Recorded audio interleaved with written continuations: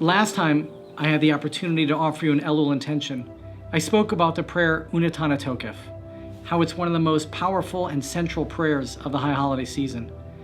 At that time, we talked about the end of Unatana Tokef, that talks about how prayer, repentance, and charity can avert the severe decree. Now I want to take a moment and talk about the prayer itself, and especially the beginning of the prayer. We know Rosh Hashanah, on Rosh Hashanah it's written, and on Yom Kippur it's sealed, who shall live and who shall die, who by fire and who by water. And the prayer goes on to remind us about how fragile life is. Now, it doesn't always make sense, right? Who shall live and who shall die, who by fire and who by water.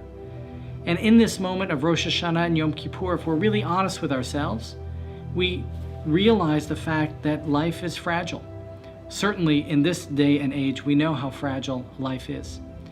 Whenever this prayer is recited, I think about my grandfather's family, Wolf Gruka, and his experience in the midst of the Holocaust in Poland during World War II.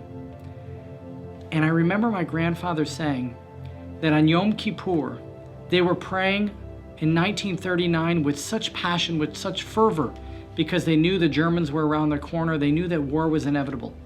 My grandfather says that on that day of Yom Kippur, he says not only were the women crying, he says not only were the men crying, but the walls were crying.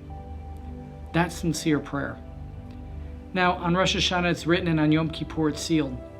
But none of us will know what the results are until each day that passes.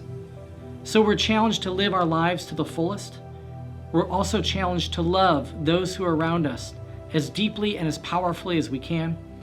And we're challenged to make a difference in the lives of others as well, to strengthen the Jewish people, to uplift those who have fallen, and to care for those who are in need.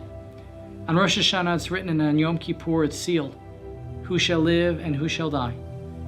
Please God, in that we don't know what this year will bring, may it bring for each of us health, may it bring blessing and joy, may it also bring the reminder that life is fragile and life is short, and we have to live each day to the fullest and care as deeply as we can for those who are around us. Thanks.